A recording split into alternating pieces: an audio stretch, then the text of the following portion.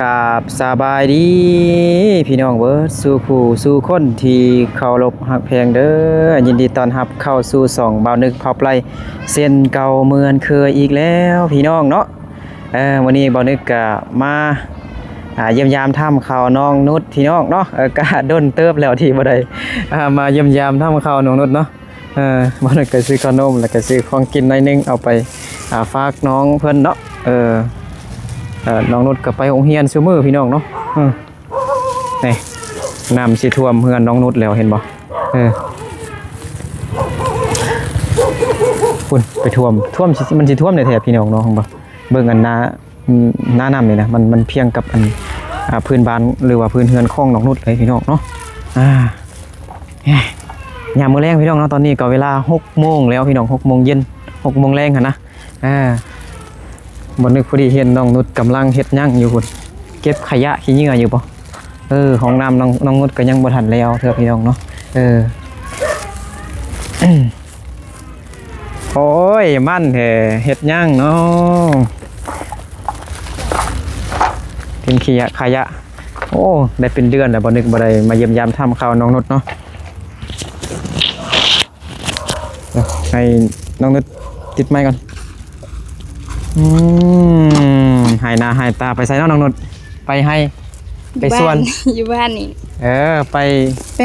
โรงเรียนพี่น้องเนาะได้ที่1ทุกเดือนบ่โดยสบายดีก่อนสบายดีสบายดี FC ว่าคิดฮอดพี่น้องเนาะคิดฮอดแท้ขอบใจเด้อโดยขนมข้าวต้มมาฝากน้องนุชเนาะก็มีปิ้งชิ้นหมูเลยชิ้นหมูปิ้งเนาะน้องนุชกำลังเก็บขยะอยู่พี่น้องเนาะกำลังกวาดมื้อนี้แม่นวันครูแห่งชาติแม่นบ่ได้กินเหล้ากินเบียร์บ่น้องบ่ได้กินได้ฟ้อนบ่ได้แสดงศิลปะบ่ฮะบ่ได้แสดงนะเดี๋ยวเครื่องไปเมียนก่อนก็ได้ใช่พ่อแม่ได้อยู่บ่แม่แม่อยู่เนาะโดยอันนี้ร้านบ่โดยสบายดีแม่โดยสบายดีไอออดไอออดสบายดีเราอายเนาะกินยังนะกินถั่วเนาะดีขึ้นเหรอบ่ไอออดนะ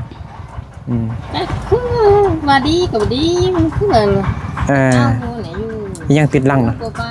เพราะมันยุ่งบ่นี่เป็นบ่อู้ไอออดปากดูยานพี่น้องเราแม่น้องนุชว่าเรายานคนมาสั่นยานทางอายยานเลยโดยพ่อได้ไปยังหรย่างไปเลยข้างในหลงอยู่มันไปลงผู้สาวแล้วไปเหี่ยวมันติไม่เที่ยวหรอกออกไปนอกก่อนเนาะน้องนุชมันมืดเลยน้องนุชกินข้าวกินน้ำแล้วกินแล้วตอนแรกเนี่ยนะกินแล้วนะเอาเฮ็ดยังกินนะต้มมีให้ไปซื้อมีน้องนุชเนอะบ่ได้น้องน้ำทิพย์แม่นใส่เวียกน้องแล้วบัดนี้บ่ได้ใส่มาเบิ่งกันน้องน้ำของน้องนุชที่น้องเนาะยังคือเก่ายังคือเก่าพี่น้องเนาะท้าให้น้องนุชไปงัดมันต้นก่อนนี่เนาะคือบ้านของน้องนุชเนาะมุงยาฟาร์มมีเฮียเนาะแต่ต้นสงสารน้องพี่น้องเนาะน้องนุชมื้อนี้พ่อแม่ไปให้บ่ได้ไปแล้วบ่ทางส่วนมันต้นยังบ่แล้วเฮ้ยบ่แล้วเถอะน้องนุชก็เป็นผู้ใหญ่ขึ้นแล้วพี่น้องเนาะเฮาบ่ได้มาได้เดือนกว่าแล้วเนาะ1 เดือนกว่าแล้วน้องนุชก็เป็นผู้สาวสิเต็มโตแล้วนี่ยังอีกตึม2 ปีเนาะแม่นบ่ปีนี้16แม่นบ่น้องนุช15นึง15 16 17 18อีก3 ปีเนาะแต่งงานแล้วเนาะมาเบิ่งอันนี้ก่อนน้องนุชมาเบิ่งน้ำน้องเฮ็ดบ่เฮ็ดก็คือเก่าพี่น้องเนาะน้ำออกบ่อเนาะห้องน้ำน้องนุชเนาะขออนุญาตมาเบิ่งห้องน้ำของน้องนุชเนาะยังบ่ได้เซอร์เถอะพี่น้องเนาะยังบ่ทันแล้วเถอะยังสังกะสีแล้วก็เป็นอิฐพี่น้องเนาะหรือว่าดินบล็อกนี่พี่น้องเนาะแล้วก็ประตูเนาะประตูใส่ปองเยี่ยมบ่บ่ใส่ก็ได้ใส่แต่อันซองลมเนาะนี่พอน้องนุชเอาอันผ้าบัดพยาง ไปปกอันไม้นี่ไว้พี่น้องเนาะยันมันพัวนี่อันนี้ก็มันสิพัวเลยเห็นบ่ถ้ามันถึกน้ำลายแล้วมันพัวได้น้องนุชเห็นบ่พัวแล้ว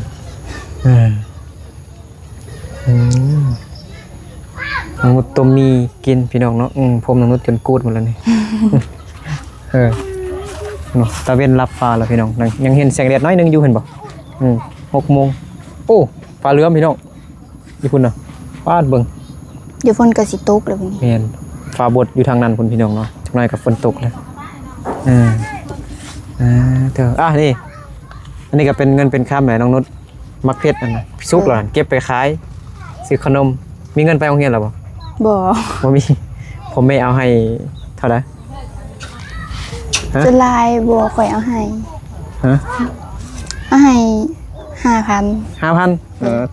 ต่อมื้อบ่หรือว่าตอนเช้าห ต่ รือ อว่า มื้อ ทั้งมื้อเลยบ่ทั้งวันเลยโอ้น้องนุชพ่อแม่ว่าถ้ามีเงินก็ถ้าพ่อไม่มีเงินก็เอาให้น้องนุช5,000 กีบหรือว่าประมาณ9 บาทหรือว่า10 บาทพี่น้องเนาะไปโรงเรียนเนาะวันนึงหั่นนะน้องสาวน้องนุชเนาะหัวอักๆอยู่พุ่น ขี้ดื้อคักน้ำทิพย์นะพี่น้องเนาะน้องนุชตอนน้อยก็ขี้ดื้อคือกันติบ่ บ่ขนาดนี้ ดื้อแต่บ่ดื้อขนาดนั้น ได้เดือนกว่าแล้วเนาะเขาเฮียนนั่นบ่เป็นจังไดนะเฮียนได้อยู่บ่ยากอยู่บ่อยู่ม.6 เนาะ ก็มห้า เอ้า อยู่มห้า ม.5 15 ปีพี่น้องเนาะ นี่น้องนุช พอน้องเอาใส่ พักหยังนี่นะ หอมกอดกะเพราก ะเพราบ่แม่นพออีตูบ่ จากเกละ บ่มีนะใครปลูกเลยนะน้อง พ่อปลูกบ่ ด้วย ทรายเนาะปลูกมันคือก็ขึ้นดีได้เนาะ ด้วย ว่าถ้าแม่นดินเนาะทรายมันก็ยังขึ้นเนาะอันนี้หินพี่น้องเนาะยังอยู่เนาะโอ้ยสงสารน้องนุ่นเด้ ยังบ่ได้ใส่เรือออกน้ำนอนบ่ทันแล้วเด้อ หรือว่าเฮาซื้ออันผ้าบัดแบบนี้แหละบ่ มามุงมาใส่มาบังหมด มันก็บ่ได้ ก็ดีคือกันเนาะคันว่านั้นเอาสองชั้นเฮ็ด2 ชั้น แต่น้องนุชยังใส่ อันนั้นห้องน้ำคลองแม่เฒ่าอ่อนบ่ ด้วย นี่หน้าบ้านหน้าเฮือนของน้องนุชดอกเนาะนี่ปลูกมะเพชรงามๆนี่เอาไปขายนี่ซื้อขนมกินไปโรงเรียนน้ำสิท่วมบ้านน้องนุชแล้วพี่น้องเนาะเบิ่งหน้าน้ำนี่มันเพียงกับอันพื้นบ้านของน้องนุช ถ้ามันตกเป็นเดือนนี่คือ แม่นถ้ามันตกต่อเนื่องเป็นเดือนนี่ท่วมได้แท้น้องนุชเนาะ ด้วย มันไปฮอดอันทางรถพนอทางรถนี่ก็มันสูงกว่าอันพื้นบ้านเฮานี่แม่นบ่ แม่น สูงกว่าโอ้นี่เนาะมียังมาทางนี้ทั่วหมดแหละครับมันตกต่อเนื่องเป็นเดือนพี่น้องเนาะอันนี้มีแต่ตกแค่4-5 มื้อซื่อๆมันก็สิท่วมแล้วเด้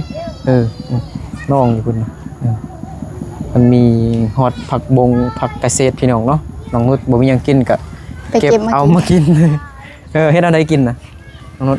ลวกจำแจ่ว ลวกบอกครัวบ่ครัวใส่อัน ลวกเด้ ผักอีหยังเอาไว้ครัวใส่กับไข่อ่ะนะแซ่บเนาะแล้วนู่นก็ปล่อยปลาดุกไว้นี่ก็ได้ ปล่อยบ่ได้กิน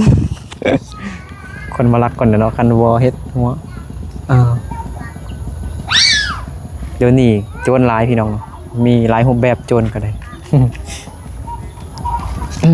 นั่นน้ำทิพย์ไปพูดหรอกขี้ดื้อนะอุ้ยเด็กหน่อยเล่นไปเอายังมีขนมอยู่กระตารถไอจะเอาให้เด็กน้อยเล่นไปหายได้ไหมกระตารถให้น้องนุชไปเอาขนมพี่น้องเนาะให้น้องนุชเล่นไปเอาขนมอยู่กระตารถเอาให้อันเด็กน้อยแจกเลยน้องนุชแจกเลยเอาพูละทงเลยให้เดี๋ยวบอกซื้อก่อนเลยทำซื้อก่อนนุ่งเสื้อสีเหลืองซื้อว่ายัง ซื้อว่ายัง วันนี้ฮะต้นเขาต้นเขาจักปีเหรอ8 ปีเห็นบอก เข้าเฮียนบ่ น่าจะเหม็นเข้าอยู่ เขา ป ว่าหยัง .4 แล้ว ฮะปอซี่ ด้วย 8 ปีปอซี่อ๋อเห็นเก่งอยู่ป่ะฮะเอาแล้วเลยพูดหรอน้อยมานี่น้อยผู้นี้ได้ชื่อว่าจังไดผู้นี้ ผู้นี้ให้บ่เว้า ฮะว่าบ่เป็น เลย น้อยย่านบ่เป็นบ่เอาไปให้เลย เอาหน่อย เอาไปให้เลยย่าน เอาหน่อย ละ เอาให้เอ้ยก็ได้เอาให้เอ้ยก็เอาไปให้น้องเด้อน้อยเด้อคนนี้เด้ฟ้าแม่นบ่ฟ้าดินบ่แม่นบ่นั่นเป็นดินบ่ ขอบใจกัน ยอมมืองามก่อนแม่นบ่ซื้อดินบ่ ดินต้น ดินฟ้าแม่นบ่เรือนั่นก็นั่นเอากินเบิ่งเล็กน้อยมีบ่มีละติ เอาไว้ให้น้อง เอาให้น้องเลยเด้อน้อย2 มื้อพี่น้องเนาะฟ้าแดดมื้อนี้ฝนน่าจะตกเนาะมื้อคืนนี้เนาะจังนั้นนี่ฝนตกหนักหลายน้องนดเนาะ เลย บ่น้องนดบ่ เอาไว้ให้น้องไป เอาให้น้องฝนบ่หัวบ่น้องนด อยู่บ่อนให้บ่หัว บ่หัวเนาะอยู่บ่อนอื่นหัวบ่ หัว นี่เห็นบ่มันเป็นนั่นอยู่เนาะน้องนดเนาะเห็นบ่นี่บ่พี่น้องเนาะอันนี้บ่อนฝนตกฝนหัวพี่น้องเนาะเป็ดใหญ่แล้วบ่พอปิ้งแล้วบ่น้องนด เรือจะกี่ตัว ประมาณ 3-4 ตัวนี่ เรือ3-4 ตัวเด้อโดนเติบเลยบ่ได้มาหาน้องนดพี่น้องเนาะFC ก็บางคนก็เซตมาหาเบานึกเนาะไปยำน้องนดแด้ว่าซั่นเนาะเบานึกไปแต่ทางกิ้วแคมห้วยสะแงมพุ่นพี่น้องเนาะไปแต่ทางไกลเด้บ้านน้องนดเนาะบ้านดงหลวงเมืองเพียงแขวงสะยะเนาะเมื่อกี้เปิดคลิปมาลืมบอก FC ว่าอยู่ไสเนาะมักซิดาต้นฝรั่งคือว่าตายใช่ไหม แมงกินมัน แม่งกินมัน ตัวดวงกิน เบิ่งแล้วมันคือว่ามันตายงานนึงเนาะ เลย คือบ่ตัดทิ่มเลยจังไดมันแห่ลามไปใส่กกนั่นนะก็บ่มาบ่ได้กินมาน้องอาบน้ำอยู่นี่พี่น้องเนาะนี่ เลย อาบน้ำอยู่กลางแจ้งเลยเนาะนุ่งซินอาบแม่นบ่ เลยเอาสินะ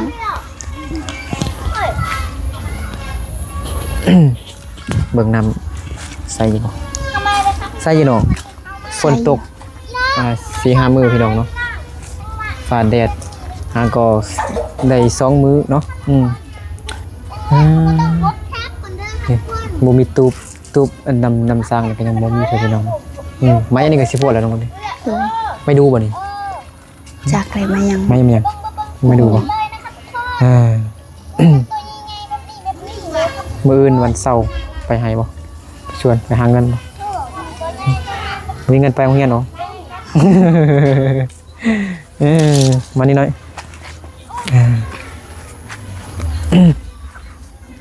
ขี้ยานเนาะร้านบ่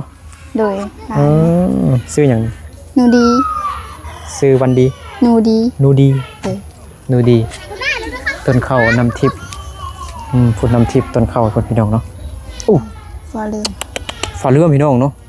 เป็นตายันครับฟ้าเรืองฟ้าหองเนาะต้องงดกันนะฮะคือเก่าพี่น้องเห็นป่ะเนาะใครสนใจทักมาได้ แต่เงินยังอายุน้อยอายุพี่น้องเนาะถ้าแม่นผู้เบาทางฟังไทยนี่เอาไปไทยนี่น่าจะบ่ได้เนาะบ่ฮอด18 ปี18 ปีขึ้นไปได้18 ปีขึ้นน้องนุชว่าถ้าบ่ได้เรียนต่อเนาะก็ไปเฮ็ดเวียกอยู่ทางฝั่งไทยพี่น้อง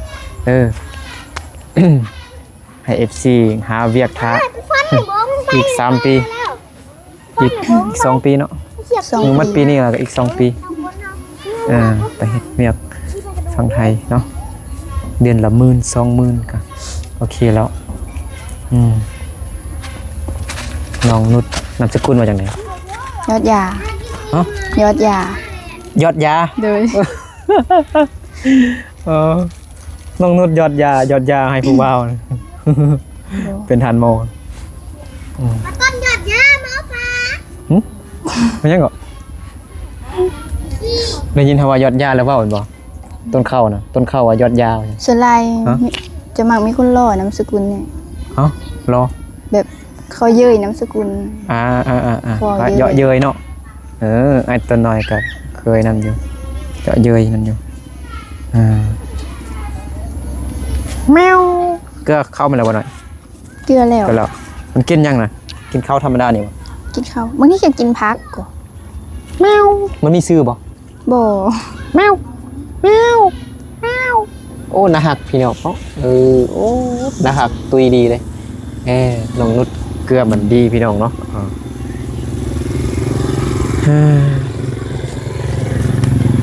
เฮ้ยต้นข้าวกินขนมหลายมื้อละฮะว่าหยังก็บ่ได้ยิน ว่าบ่กินเหือ บ่ได้กินเด้อมาไผน่ะมาเฮาบ่ บ่มาไม่เฮา บ่แม่นนึงมาไม่เฮา ส้น โอ้ฟาเฟสพี่น้องเนาะเบิ่งไหมมาใน2ตัวนี่มันคือกันเด้สุนัขพี่น้องคิดว่าสุนัขของน้องนุชให้ว่าสิคลอดตัวหนึงว่าซั่น ปลาเขาได้เนาะ แต่ว่าบ่นึกก็มีมา3ตัวแล้วพี่น้องเนาะโอ้ต้นข้าวเฮ็ดหยังน่ะอุ้มแมวไปพุ่นแล้ว โอ้มันรักนี่แล้ว เอามาอีกเฮา บืนสิไปยังน้องนุช ก็ยังบ่ฮู้ โหล่ะ บางทีก็ไปให้ทับปลาแดดเลย ฝาแดดเนาะต้องมีแดดอยู่ตก ถ้าฝนบ่ตกก็ไปให้ ย่างไปบ่ขี่รถไป ขี่รถไป ขี่รถซิ่งหรือว่ารถจักร รถจักร รถจักรรถนี่บ่ แม่น อ๋อดีแล้วบ่พอแปลงดีแล้วบ่ว่าบ่ดีเด้มื้อนั้น ก็บ่ดี หรือว่าบ่มีน้ำมัน มันบ่มีน้ำมัน มันบ่มีน้ำมันถ้ามีน้ำมันก็ไปเนาะบ่มีน้ำมันก็ บ่มีน้ำมันก็ได้ไปส่งเงินใส่น้ำมันให้นะ FC บางคนว่าทักหาน้องนุชบ่ได้โทรศัพท์เก่าน้องนุชมันเสื่อมแล้วพี่น้องเนาะแต่ว่าได้ยินน้องนุชว่าซื้อโทรศัพท์ใหม่แล้วว่าซั่นบ่ได้ซื้อให้ ซื้อให้ ซื้อให้เพิ่นนั่งนี่บ่ บ่อัน อยู่ไส อยู่ไทย อ๋อ แล้วหาเงิน ไปเฮ็ดเวียกอยู่ไทยพุ่น เลย อ๋อน้องนุชซื้อโทรศัพท์ใหม่แล้วเนาะตั้งเฟซใหม่แล้วเฟซใหม่ก็ซื้อเฟซก็คล้ายๆคือเฟซเก่าเนาะ เลย เขาเฮ็ดเวียกหยังอยู่ไทยนะก่อสร้าง ก็สร้างนะ ทำเมาก่อสร้าง ได้เงินดีอยู่บ่ จะได้ดี เงินดีอยู่วันนี้วันครูแห่งชาติพี่น้องเนาะตอนนี้ยังได้ยินเสียงเพลงเสียงลำโพงอยู่โรงเรียนเนาะตึงเขาเต้นฟ้อนเนาะกินเขาสามัคคีเนาะในครูวันครูแม่นวันที่หยังเดือนหยัง วันที่7เดือนตุลา เท่าน้องประยงมันบ่ฮู้ แต่ว่าเขาจัดก่อนวันที่7มื้อนี้เขาจัดวันที่3 แม่นพอมื้ออื่นก็วันที่วันเสาร์วันอาทิตย์เนาะแม่นบ่มีวันศุกร์เนาะแม่นบ่ เลย วันศุกร์มีวันศุกร์พี่น้องเนาะมื้ออื่นก็พักวันที่4ที่5ที่6ที่7มีวันอังคารเนาะถ้ามันจัดตรงวันที่เนาะที่7เดือนตุลาคมเป็นบ่คนไทยเขาว่าตุลาคมบ่ แม่น ยืนเมื่อยบ่ บ่ไง บ่เมื่อยอันนี้ตัวหินตัวยุ่งหลายเลยพี่น้องเนาะ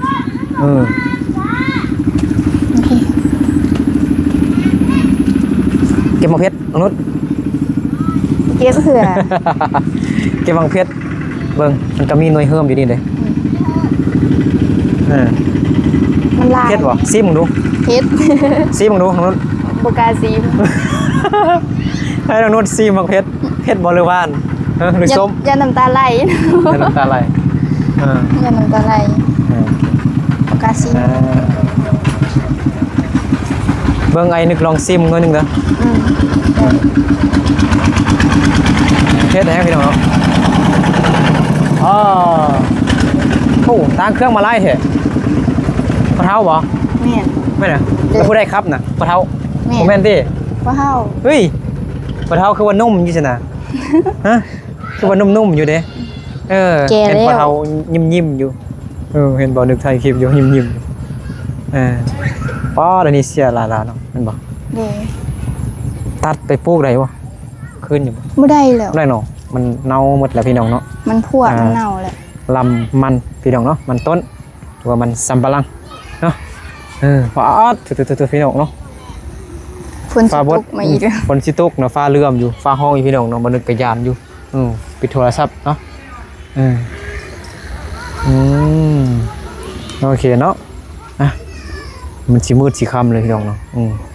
คลิปก็ยังบ่ทันได้อัปโหลดลงเด้อเนาะเงินให้น้องนุชจาก50,000ไปโรงเรียน50,000นี่ถ้ามือละ5,000กีบนี่ได้จักมื้อ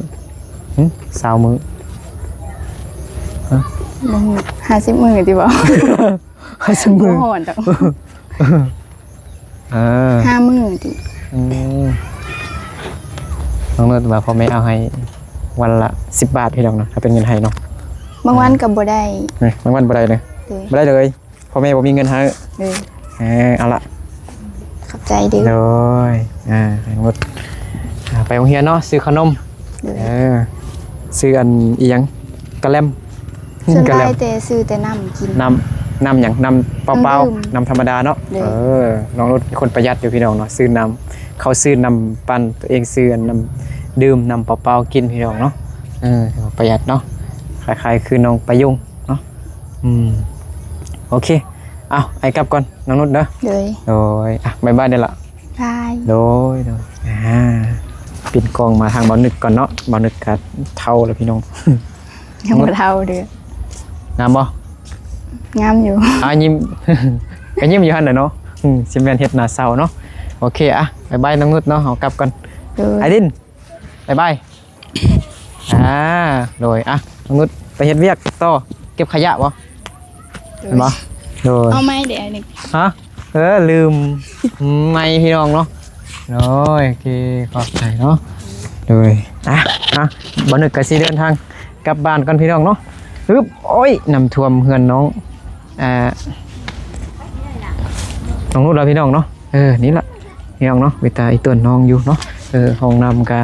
FC ทางอเมริกาเนาะสวยครึ่งนึงแล้วเนาะก็9,000 กว่าถ้าเป็นเงินบาทเนาะFC สวยน้องเนาะบ่ฮอด10,000เนาะคันฮอด10,000ก็เกือบฮอด10,000เนาะ9,000 กว่าเนาะก็แลกเปลี่ยนเป็นเงินกีบก็6 ล้านเนาะเฮ็ดห้องน้ำแต่ยังบ่ทันแล้วยังสังกะสีแล้วก็ดินบล็อกแล้วก็โบกแล้วก็วงกบประตูพี่น้องเนาะแล้วก็บานประตูเนาะยังบ่ทันแล้วเทื่อเนาะแต่ช่วงนี้นี่ช่วงฝนเนี่ยก็น้ำออกบ่พี่น้องเนาะเมื่อกี้เบิ่งดอกน้ำเต็มเลยเต็มท่อเลยเต็มอันปองเลยพี่น้องเนาะสงสารน้องอยู่พี่น้องเนาะหาเช้ากินข้าวมันแหละเนาะเป็นให้หน้านี่บ่มีแต่ส่วนมันต้นน้อยนึงเนาะส่วนมันต้นน้อยนึงก็ให้มันต้นแล้วก็ซื้อเขากินพี่น้องเนาะเพราะว่าบ่มีที่เฮ็ดนะบ่มีที่ดินที่จะเฮ็ดให้เฮ็ดหน้านะมีแต่ส่วนมันต้นน้อยๆแล้วก็ขายก็ได้ประมาณ10,000 กว่าหรือว่า20,000นี่แหละเนาะต่อปีนะแล้วก็ซื้อเขากินแล้วก็ซื้ออีกอย่างต่างๆอยู่ในเฮือนเนาะถ้าใครอยากมาช่วยน้องนุชก็มาช่วยด้วยตนเองได้พี่น้องเนาะบ้านน้องนุชก็อยู่กับจังหวัดเลยพี่น้องเนาะด่านทาลีเนาะอำเภอทาลีเนาะจังหวัดเลยมาบ้านน้องนุชก็ประมาณ200 กว่ากิโลเมตรเนาะFC อยากช่วยน้องแต่ว่าบ่อยากมาช่วยด้วยตนเองหรือว่าให้บ่นึกเป็นสะพานบุญให้ก็ได้พี่น้องเนาะคือก็อยากเฮ็ดห้องน้ำให้น้องนุชให้มันเลี้ยวพี่น้องเนาะบ่นึกก็ได้เงินเล็กน้อยก็ซื้อน้ำมันได้ก็ซื้อเป็นอีหยังของฝากให้น้องๆเพิ่นก็เบิดไปพี่น้องเนาะบ่นึกก็ยังบ่มีดินมีอีหยังนามีสวนหั่นนะก็ซื้อเขากินคือกันนั่นแหละพี่น้องเนาะบ่นึกก็ได้เนาะโอเคเนาะขอบใจขอบคุณ FC เบิดทุกคนที่เข้ามาติดตามรับชมคลิปเนาะแต่ต้นจนจบเนาะก็ขออวยพร FC ขออวยพรให้ FC เบิดทุกคนจงอยู่ดีมีแรงสุขภาพแข็งแรงเนาะความเจ็บอย่าได้ความไข้อย่าให้มีแต่ความสุขความเจริญรุ่งเรืองเนาะให้ร่ำให้รวยเบิดสู่คู่สู่คนสบายดีพี่น้องบ๊ายบาย